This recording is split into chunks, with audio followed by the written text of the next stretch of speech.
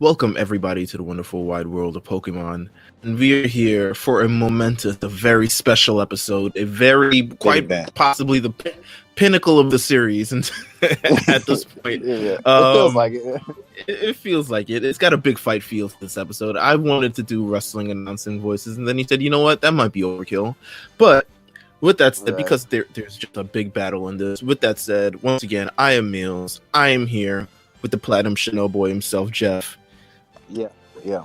On the line as well, Big Gucci Pafif. What is up, bro?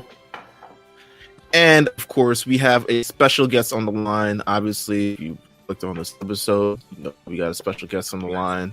He's someone who I've been friends with for quite a few years. We go back to Wrestle Rap days, which is crazy. That's about like 5, 6 years, 7 years ago, or something along those lines. Finally, be able to do a podcast with him. I think you've been on the A show as well. In like a giant thing. And nonetheless, we have Flo here. Flo, what is up, bro? Thank you. It's good to be here. The Mount Silver podcast is actually one of my favorite podcasts. Like, it's awesome, just super dope to know that other people follow Pokemon with me as well. So it's great to be here. I'm excited for this episode. Listen, Flo is one of the very special. He is in a limited select group of people who on Pokemon Go I am lucky friends with, who I will not retrieve said lucky friends trade yet. We're still lucky friends too on this. I will not receive lucky friends. Still got a force Pat to play this game one day. He wants it. I mean, you gotta play Pokemon Go. I can only do so much for this podcast. I've watched 40 episodes of Hunter x Hunter in the last 2 days. Oh my god, we picked so much. I mean, this would be the worst time to play it. I mean, it might be easiest. You never know. Depending how you glass full. I see the new raids every single day. I see the notifications from Cerebi. Oh yeah, man. I mean, it's changing. It's all this other stuff. So we got to get into this entire ordeal for this episode because this is jam packed. There's a lot of stuff that goes on, believe it or not.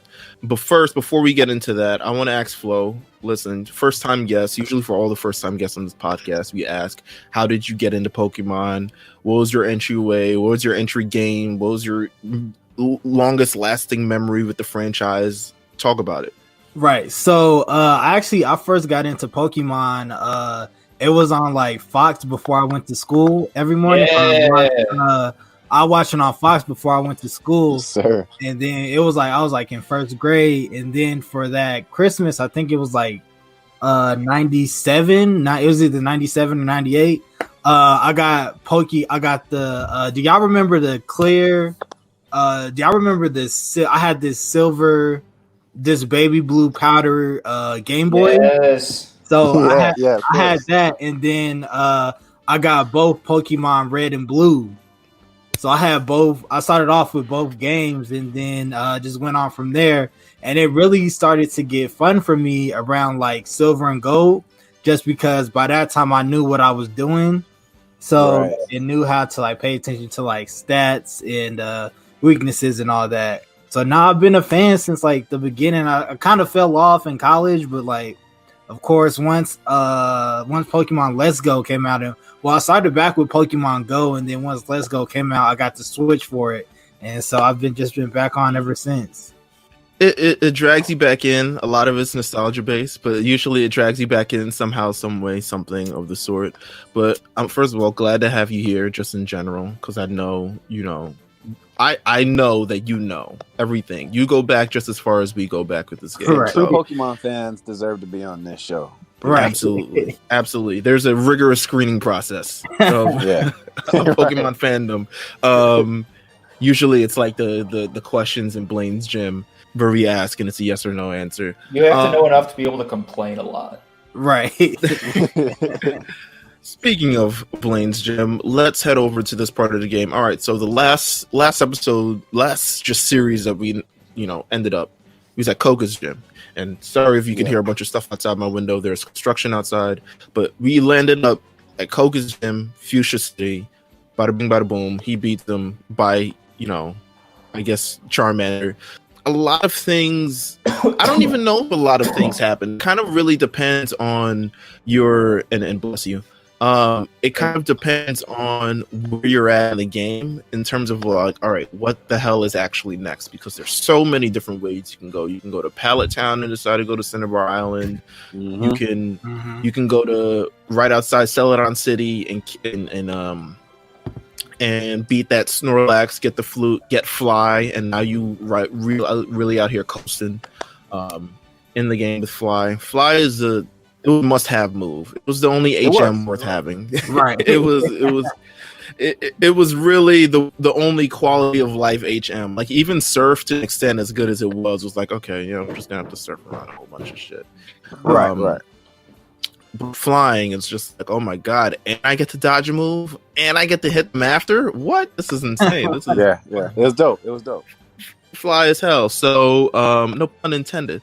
Fisher City. Are you going through the route where it's like Seafoam Islands, or are you going to Pallet Town and you just going down from that route and to Cinnabar Island? Which route?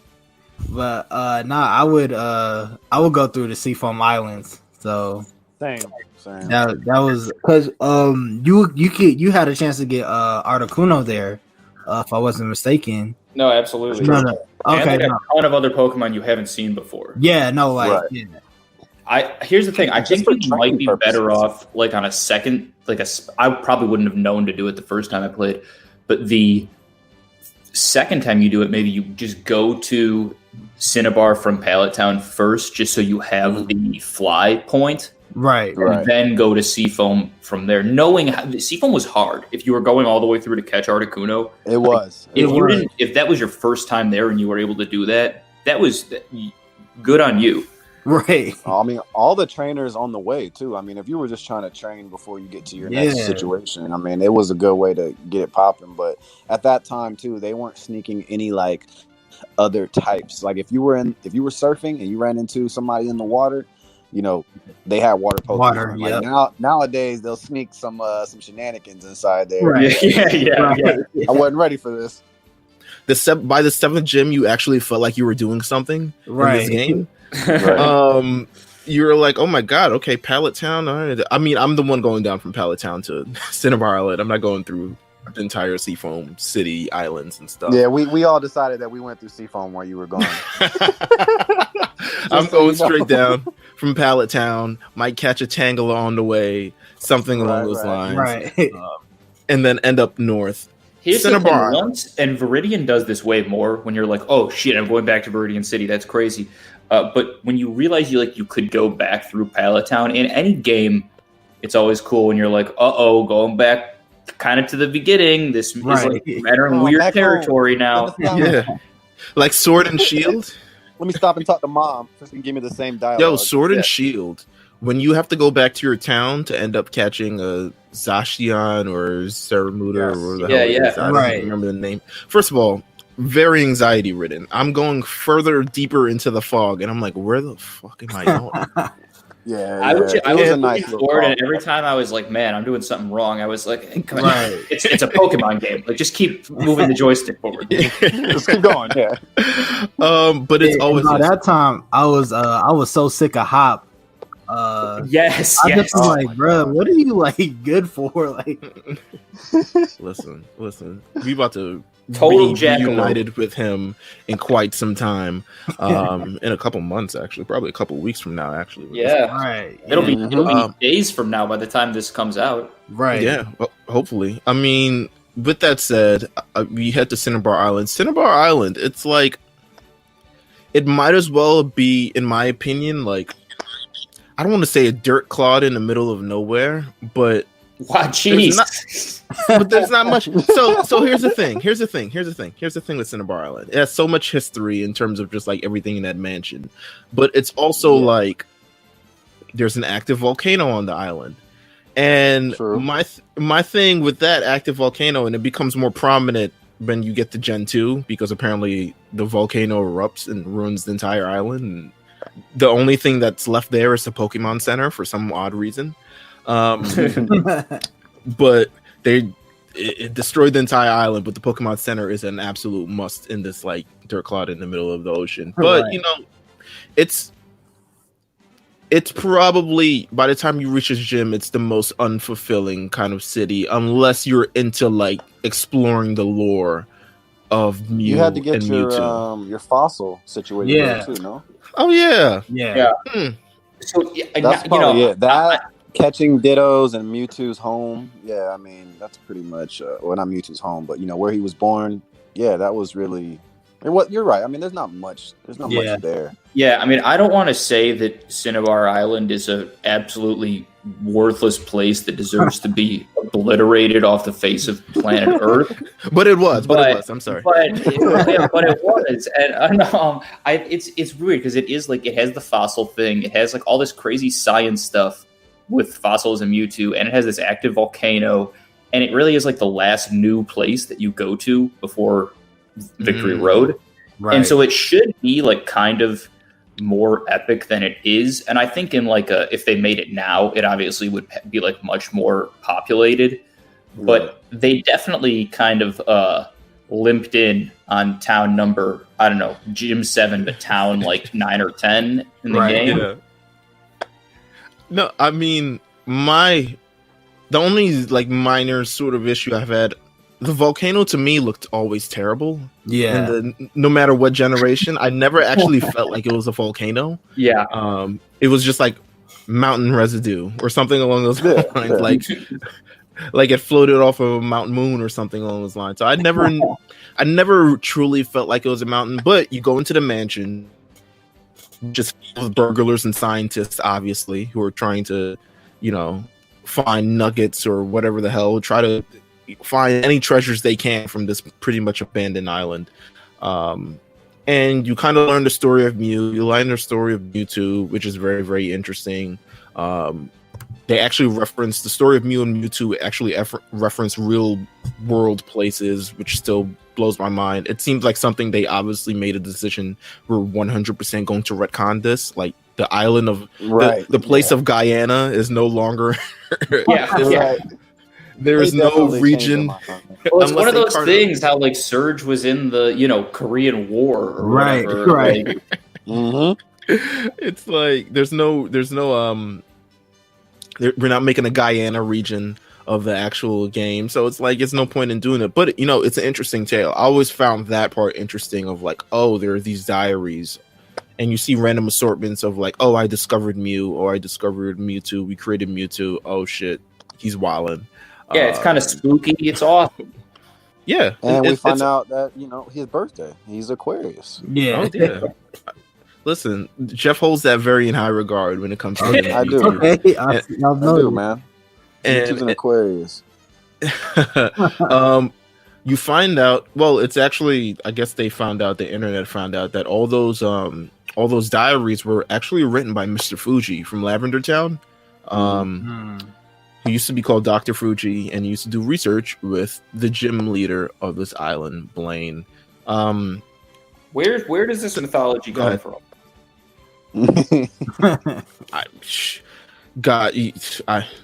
I couldn't explain it. It's Pokemon. I just know that like a lot of it, like, does it come from information in the games? Where did they where? I just never heard this before. So mostly it's always. Yeah, it's okay. It's like third-party games. I don't say third-party games like it's not an actual Pokemon game. There are Pokemon games, just not the main series games. Spin-offs, yeah. Like, yeah, they'll like sprinkle some stuff in like Pokemon Masters, or they'll sprinkle some stuff in like Pokemon Dungeon or whatever the hell game it is. I don't know what it is anymore. And you'll be like, oh, okay, oh, word, that's crazy. Or there's like a photo apparently in leaf green of like Blaine and Mr. Fuji or something. This is all I got from obviously Mr. Fuji's Wikipedia page.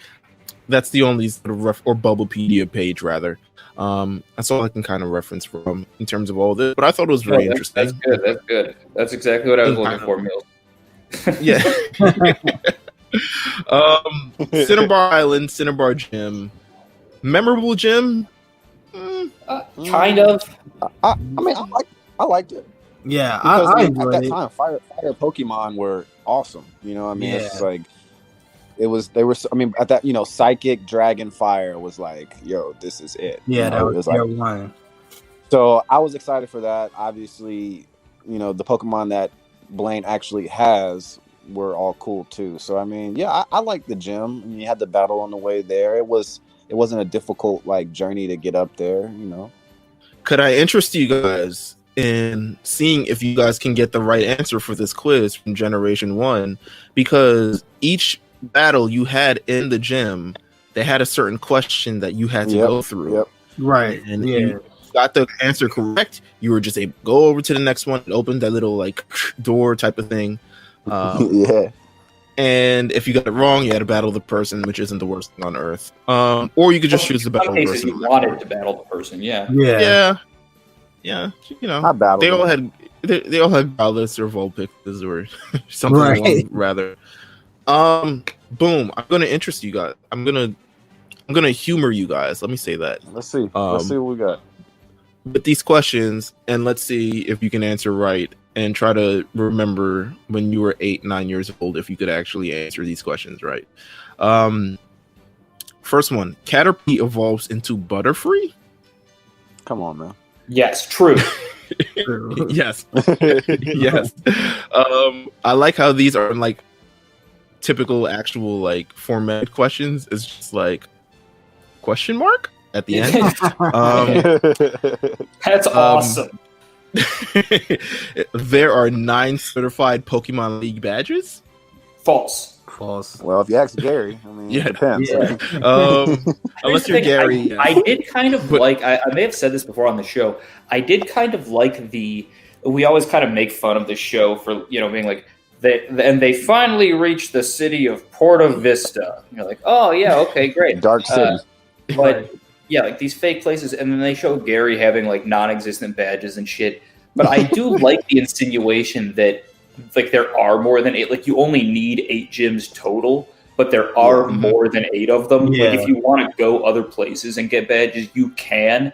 Ash just did, or the main game just does these 8. Of course, the games never explore that in any capacity whatsoever. But, you know, it is something that I did, you know, you can, it's not the worst thing the anime does. By the way, there are not 9 certified Pokemon League badges. No. So I'm assuming just Gary's is not certified at all. Poliwag evolves 3 times? Not at the time of this game. Well, yeah, I'm about to say. Yeah, not a Generation 1. Yeah, at the time. Well, how these questions age terribly. Yeah, I'm saying. Dude. Little do you know. I'm gonna go to Dr. Lava and see, like, oh, actually, they had a right. You know, actually, I think there was a different Poliwrath type. There of was thing. a different Poliwrath. He had a crown and everything. It was weird. Are thunder moves effective against ground element type Pokemon? No. No, the ground element is strong against the thunder element type. Listen, elementary types, man. We out here. Come on. Pokemon of the same kind and level are not identical.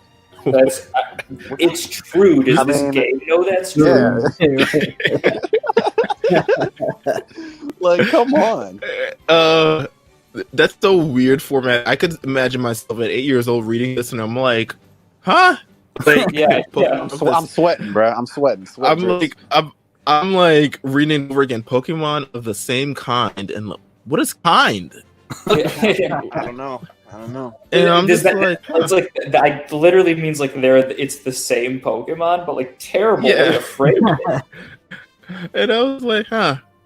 I'm gonna just pick whatever. That's actually so they weren't expecting this game to be a success because they didn't pay for like a more accurate translation of the game. No, because kind is literally like it's not what they mean. What they mean is that not kind of, they mean the exact same Pokemon, which is the opposite of kind of, which is like type. Who knows?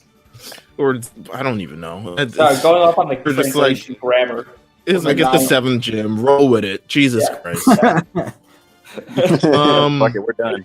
This is the last one. TM28 contains Tombstoner? Okay, this is a hard one. Yeah. No, wait. Contains what? Tombstoner. Contains what? Tombstoner. That's not a move. Wait, It's okay, move, no. sorry. Yeah, and I don't even know not if a move. Tombstone was a move. Is Tombstone a Yeah, move? I'm about to say. I don't know. No, it is not. No, it's not. The answer is no. It's not. TM28. Jeff, do you actually know what TM28 is? I don't. Off the top of my head, no. I know there's no move called Tombstone. It was a really popular move in Gen 1. Really popular. You can teach it to anything. I know it. 8? I know it. It's a two stage attack. It's very popular. Was it dig? It's dig. Dig, yeah. Definitely dig. Yeah. Okay. But yeah, that was what we had to go through in 1997, 1998, answering these questions, and hopefully you get to Blaine. Who was cool? I mean, he has a couple Pokemon on his hands. He had Growlithe, Ponyta, Rapidash, Arcanine. Once you reach a Pokemon Yellow, they smartened up and added a Ninetales. And then once they reached was the first before the gym leader card set made it to America, Blaine's Arcanine was like the big one that leaked. Yes, that's so cool. Wow. What a I miss those card sets. Those gym leader card sets were so those gym cards are dope.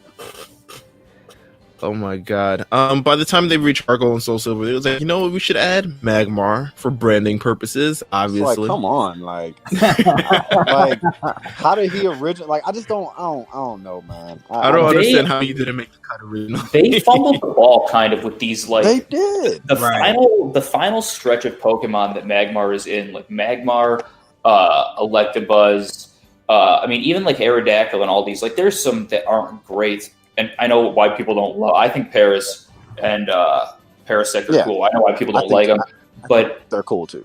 It's just it's like a really cool stretch of Pokemon that like only really appears in the end game and therefore doesn't get its day in the sun really. Even though they're all like were pretty powerful Pokemon at the time. Yeah, they really dropped the ball on that. Just with I don't want to call it with branding and just it's just like they're a second tier. They're in the tier where they shouldn't be. To me, I think it's really because the anime was kind of really just doing its own damn thing. Yeah, judging by this episode at least, it kind of was got doing such its a big own push in this episode. Right. That we discussed, and then it wasn't available in the game until you reach the rematch with Blaine in Silver and Gold, and you had to fight this this guy with a cargo. Could you get that in the mansion? Shit. Yeah, you can. Yeah. I think he was hard to find. I know. Get him in the mansion. And Let's Go, I was farming the fuck trying to get Pink Magmar because the shiny's so dope. That is where you and I disagree, my friend. Man, that shiny's so hard. I enjoyed that shiny. shiny. What happened? You enjoy that shiny? Yeah, you didn't like your Pink Magmar? That Pink Magmar's so hard. Oh, this is right up my alley. This is a good one. Flo must know. Hey man, that Pink Magmar is hard, bro. Yeah, sorry, Meelz. It just looks like to me, it kind of looks like you ever mess with the settings on the TV and you're like, all right, tint, fucking vibrant, all this other shit. Hurling. That's what I always felt. That's always how I always felt. I never felt it was true pink, in my opinion. Wow. But that's I stand on the Cinnabar Island alone on this one. Pink Magmar. Let's get to the anime itself, and because there's a whole lot. Actually, I don't even know if we're gonna cover all this entire thing, but there's some interesting stuff to cover. While you say this, the best part about the fight, it's about 2 minutes and 50 seconds.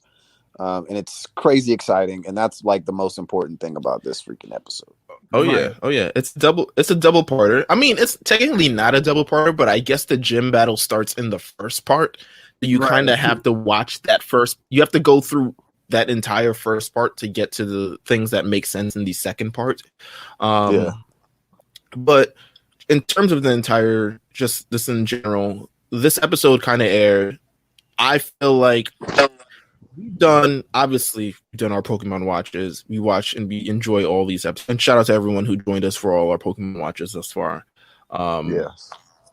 we have a great time watching these episodes because they're legitimately funny. Right. I feel like there's a turn in the series at this point where it stopped being as like slapstick funny and more started being like a actual cartoon kind of funny, which is like a varying degree of like, okay, I'm not actually laughing anymore, but I see what you guys are doing.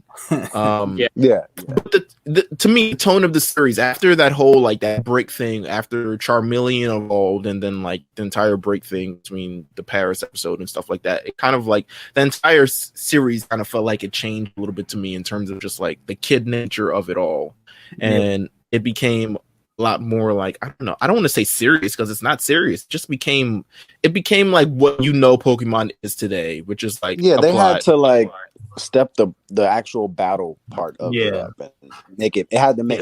They just started making sense of it because the league was coming too. I guess it was like, how much goofy shit can we put in such a serious tournament? And that's kind of the thing about like anime that's maybe the most like. And I've watched like a shitload of movies over the quarantine, obviously, and quite a few Japanese movies, and it's just like something that's kind of culturally different in Japan and America. Just like the rapid shift between like serious violence and slapstick humor. And that's a reduction, but and we see that in anime all the time. But in this, they needed to, Pokemon was getting more and more popular, and people don't like, if you're not, anime is an acquired taste. And if you are turning on like the anime of a really popular product and you're seeing like bizarre slapstick humor, you're going to be like, what the fuck is this? So even though it was definitely getting more serious in a way that was good, it was also kind of just mainstreaming. Yeah. Yeah, it was kind of just tapering out for kind of like just really any audience at this point, because I mean, there's certain things in those beginning episodes that like you just laugh at because it's like, oh, that's not the same as in the game, and then you kind of reach these episodes and it's like, right? Things have changed, not much, but major things. Ash, in terms of Ash, his Charmander is now fully evolved into a Charizard.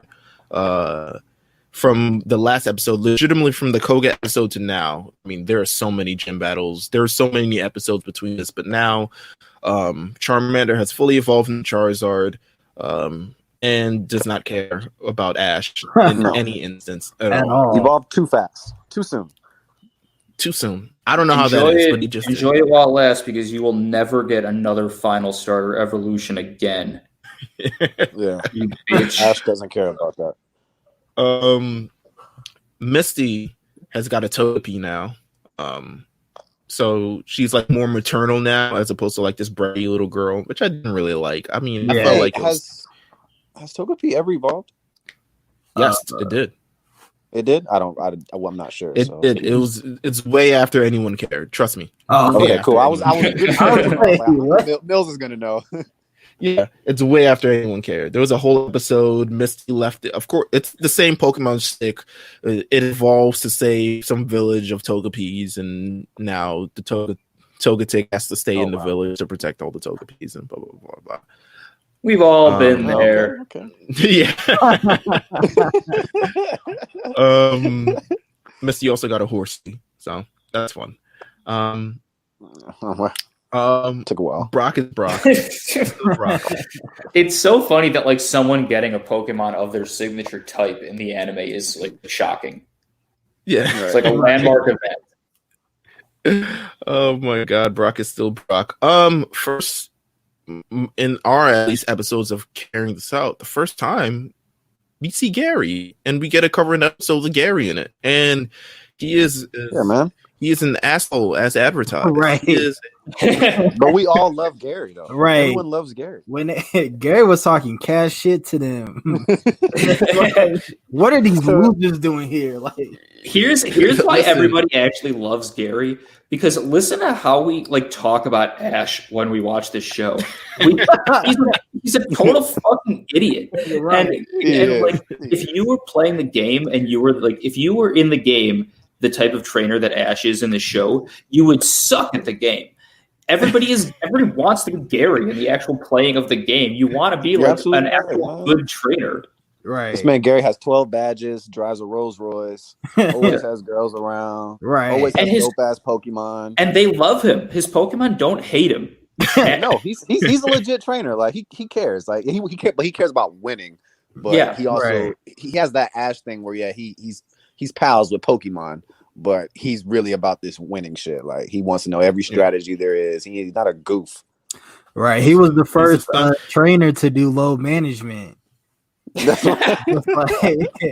He was like, I got enough badges. I'm chilling for now. Pretty much. I mean, he was like, yo, you're going to Cinnabar Island? And Ash is like, yeah, I'm going to the gym. And it's like, Gary's like, gym? Which makes me wonder, like, oh, damn, this shit was really, like, hidden. And, like, damn, I ain't been in the gym in a minute. I'm been maybe Gary got, like, 3 other, I don't know. He just didn't seem to know about the gym. But Cinnabar Island is just a resort.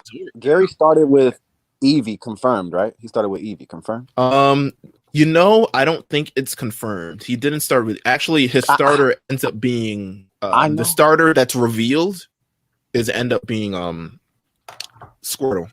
Yeah. I've heard the Eevee thing before. Well, I know he there's something with that. Connected with like Growlithe or Arcanine. Yeah, I feel like I know like his Arcanine is like, Gary's Arcanine is kind of like a thing, but I was never sure like who he actually started off with. I thought it was Eevee, but I mean, I did too. Makes sense, obviously. Yeah. Well, I thought that. I mean, maybe it's just all part of the like increasing branding is such a kind of a dirty word, but whatever. The increasing branding, like that was one of the reasons that Eevee was the other Pokemon Go mascot. Mm-hmm. Right. Who knows? Whatever. All right. Guess it was Squirtle.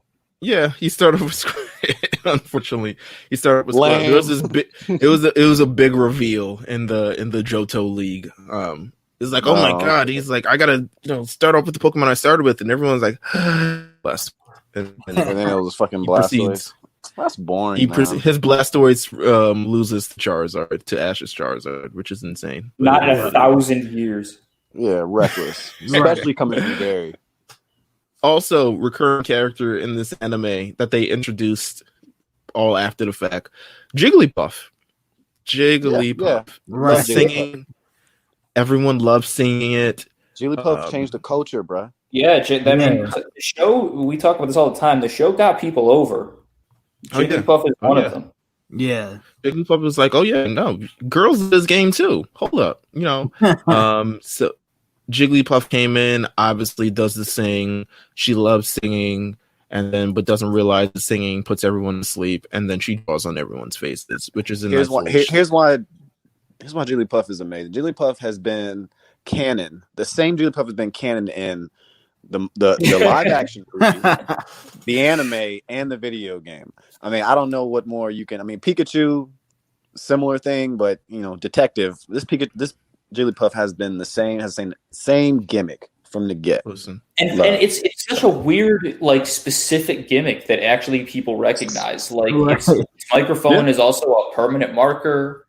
Right. Jigglypuff does more damage to them than Team Rocket ever does. You're right.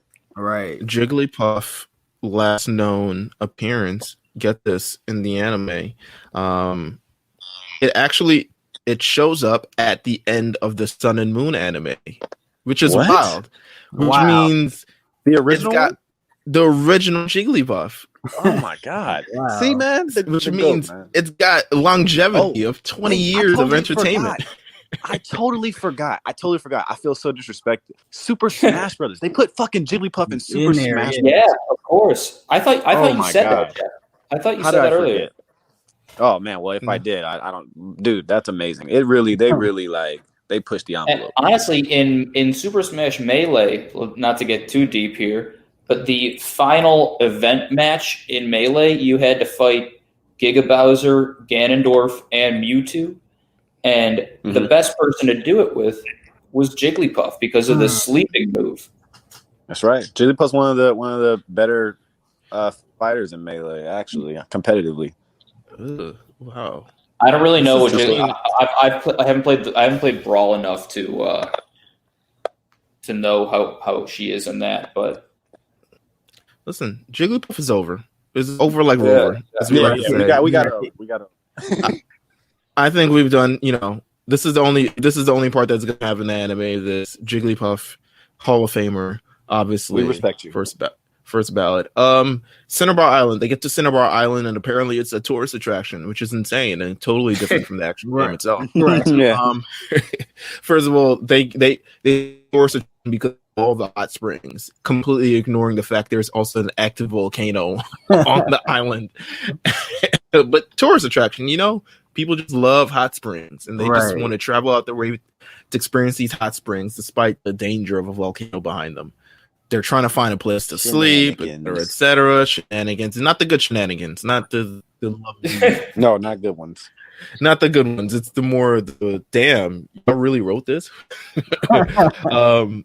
Spent 75% of episodes just trying to search for a hotel. That's not. I don't even like doing that in real life. So why do I want to watch that? They meet the Riddler. Or Blaine, or whatever the hell you call him, who has plenty of riddles in this entire episode that stumps Ash, but Misty seems to be on the course for all these riddles. Right. And I will say that Ash just is not the brightest because these are like basic riddles that he's just getting wrong. It's like, bruh, come on, man. Like, it crosses the street, but doesn't. He's like, what? What the cross the street? What street? No, there are so few shows where the viewer is this much smarter than the main character. Not a good rule of drama. No, not at all. Nonetheless, I'm going to skip forward a lot. But they end up at a hot spring, and for some reason Togepi in the hot spring activates the entrance for the gym. Right. Yeah. And I actually wrote in my notes that they were too horny with Togepi opening the secret entrance because like they just opened it and then at Brock and Ash see like Missy with the towel on, and I'm like, y'all could have relaxed. Yeah, y'all could have. Yeah. It was the weirdest kind of forced way to introduce an entrance for a gym that may or may not exist. It's like some Lord of the Rings shit. Yeah, it is. Weird, because who would put a gym entrance in a hot spring unless you didn't want your gym to be found? Nonetheless, they walk through the thing, realize it's getting hotter. They open the gym doors, or the gym doors opens for them at this point, and realizes, wow, there's a whole gym in a fucking volcano. Which on one hand is cool as shit, but on the other hand, call OSHA. OSHA would trip. Yeah. The danger levels is off the charts. No wonder people don't realize there's a gym in this damn town. You got to go into a fucking volcano to battle the gym leader. They need the tourism. Having a gym in a volcano is the most expensive thing of all time. The insurance is extremely expensive. At this point, the Riddler reveals himself. It's Blaine. It's the gym leader.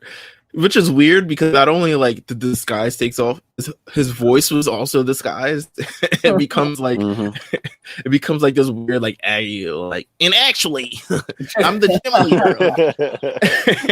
And I was like, wait, why don't gym leaders have employees? Nobody works for those people, and they're the most important people like in the world, and they have to do everything themselves. They started implementing it a lot later on, but for the thing of the series, it always is like, oh, the gym leader is like, say all be all. But then they started implementing like gyms were actual businesses later after the fact, and even they even gave a glimpse to it in the Erica episode that we may not. Yeah, that's true. But Blaine reveals himself as his gym leader. You get the battle commencing. It's on like Donkey Kong. Blaine sends out Nine Tails. Ash says, and this is a quote. He says, "I knew he'd choose a fire type. Big mistake."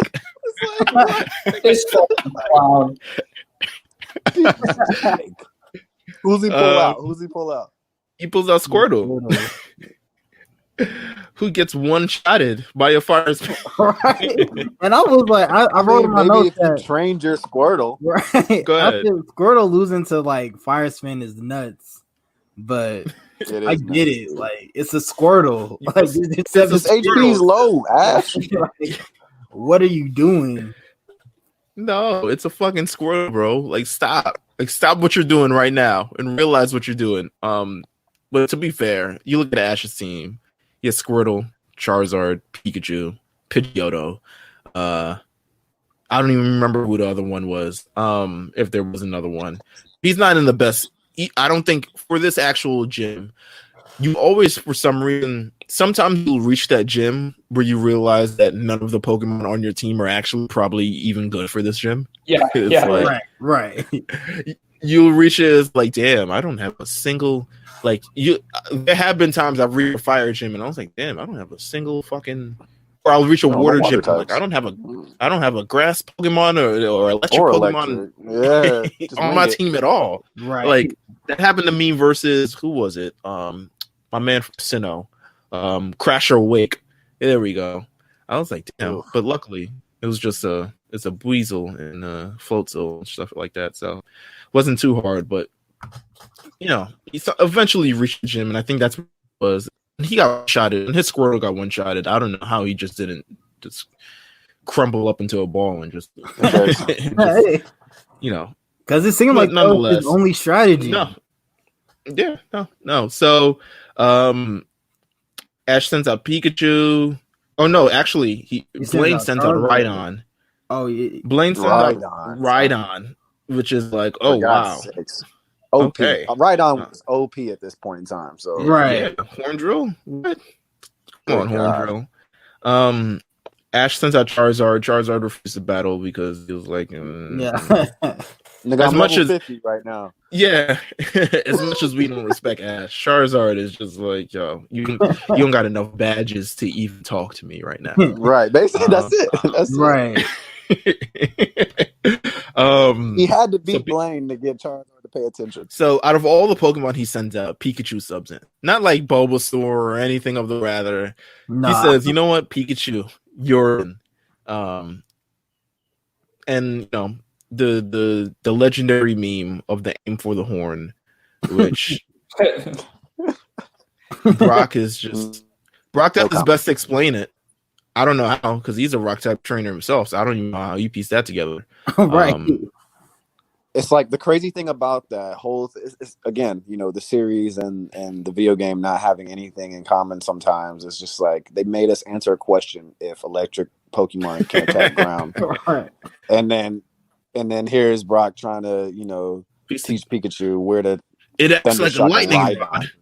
It acts as a lightning rod, which is super effective, actually. Dude. So Rhydon dies to Pikachu. And Blaine sends out Magmar. Blaine says, I've got my ultimate Pokemon here, and Magmar emerges from the lava. Yeah. He sends out, he uses Fire Blast, and it's like, what? Fire Blast is the strongest fire move of all time. Right. And cliffhanger right there. Right. They had to do that. Cliffhanger as though Fire Blast is like a car accident or something.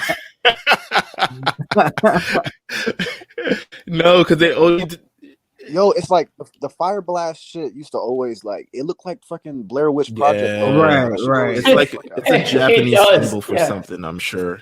It does, doesn't it, Pat? That shit. It looks like exactly like that.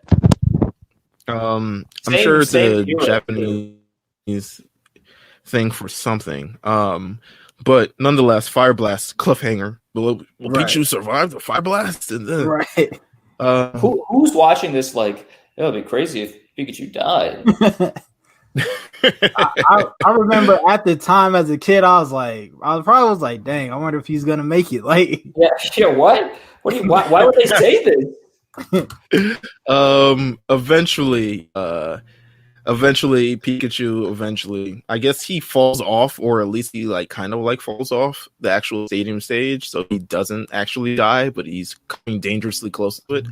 So Ash decides, let's forego this entire battle. This volcano, this setting is too dangerous in itself. And then, which is true. I mean, yeah. And when Blaine said, Blaine was like, I'm glad you stopped, or I was gonna have to disqualify you from being a trainer. And I was like, what? God damn. You have the power to do this? Yeah, holy shit. You have a gym in a volcano.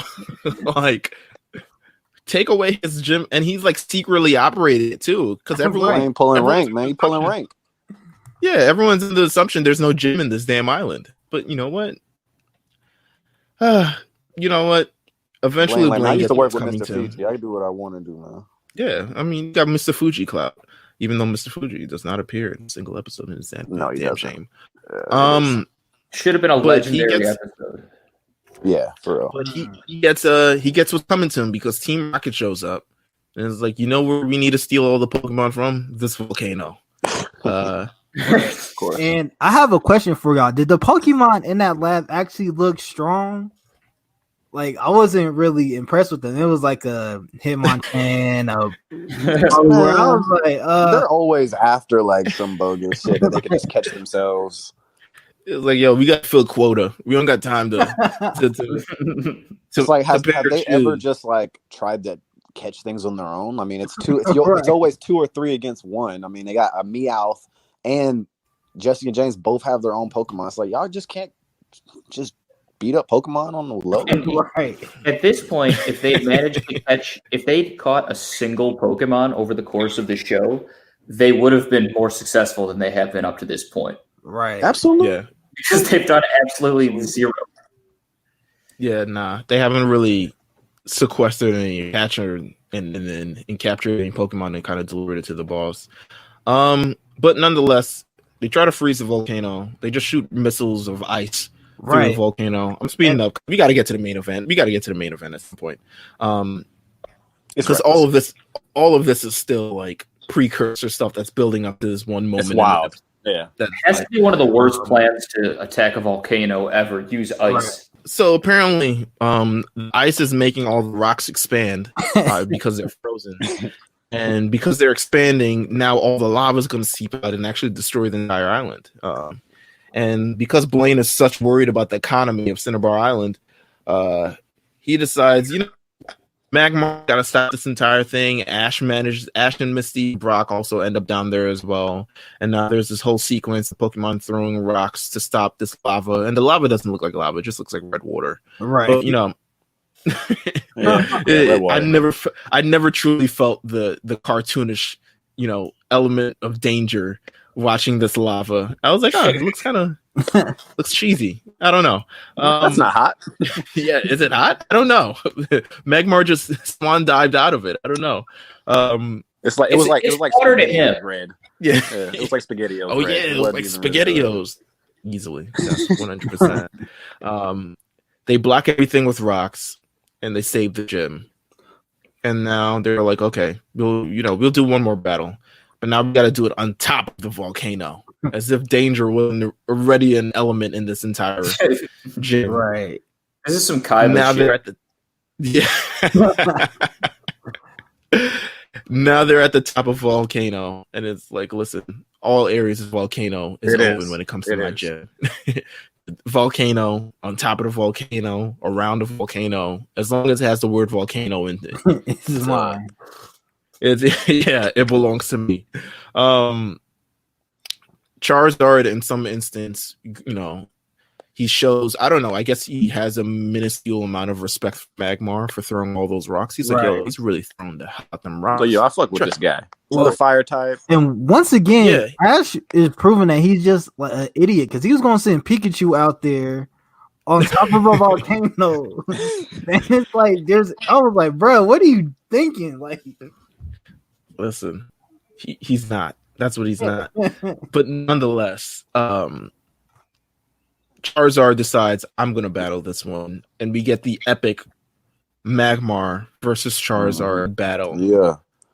Honestly, one of the most thrilling battles in like felt real. Anime, especially at the time. Yeah. Because it had the music hitting. The animation at that point was like stepped up. They stepped it up for that part of the episode. Mm-hmm. They care about sequences. It. Yeah. Oh yeah, the move sequences.